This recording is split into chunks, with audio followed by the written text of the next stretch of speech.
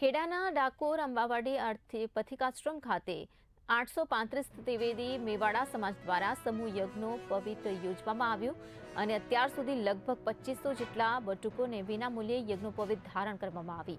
છેલ્લા 50 વર્ષથી આ પરંપરા ચાલી રહી છે। વેદોક્ત બ્રાહ્મણો દ્વારા શાસ્ત્રોક્ત તેમજ વૈદિક વિધિથી બટુકોને જનોઈ ધારણ કરવામાં આવી।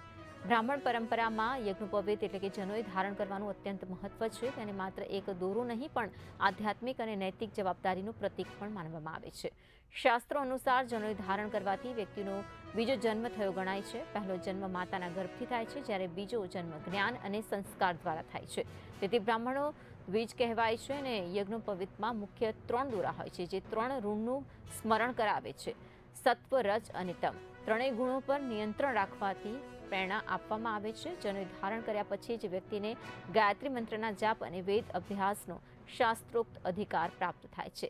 તે શુદ્ધતા અને શિસ્તબદ્ધ જીવન જીવવાનો પ્રતિજ્ઞા લે છે। આયુર્વેદ મુજબ જનોઈને કાન પર ચઢાવવાથી એક્યુપ્રેશર પોઈન્ટ પણ દબાય છે। આ સ્મરણ શક્તિ વધારવામાં અને એકાગ્રતા જાળવવામાં પણ મદદરૂપ બને છે।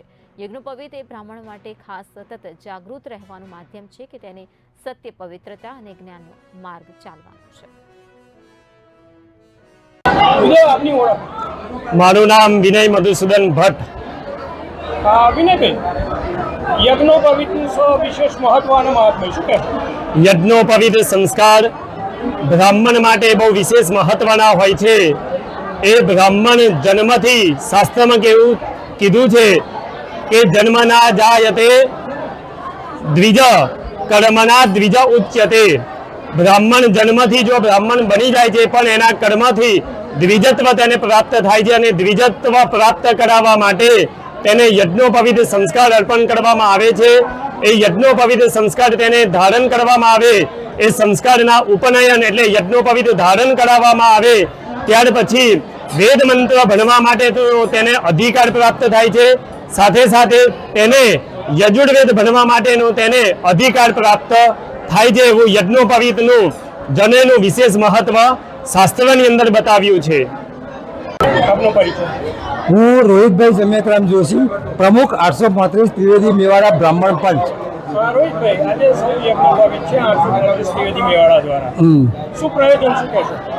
આ યજ્ઞોપવિતના પ્રસંગ છેલ્લા 50 વર્ષ ઉપરાંતથી અમો કરતા આવ્યા છે અને આજ દિન સુધીમાં 2500થી વધુ જ્ઞાતિના યજ્ઞોપવિતનો પ્રસંગ થાય છે અને જ્ઞાતિના બાળકો જ આપીએ છીએ, જેમાં જ્ઞાતિની દીકરી અન્ય બ્રાહ્મણને પણ પરણી હોય એના બાળકોને પણ અમે તે સમાવેશ કરીએ છીએ અને 835 સમાજના બાળકોને જ અમે તે યજ્ઞોપવિતનો પ્રસંગ આપીએ છીએ, જેનો તમામ ખર્ચ પંચસભા કરે છે।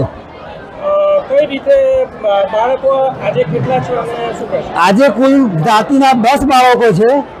એ 10 બાળકો પાછળ અંદાજિત 5 લાખથી પણ વધુ ખર્ચ અને જ્ઞાતિને તમામ સગવડો અમે આપી રહેલ છે અને આખા જ્ઞાતિ સમાજનું સમૂહ ભોજન પણ પંચના ખર્ચે અમે કરી રહેલ છે।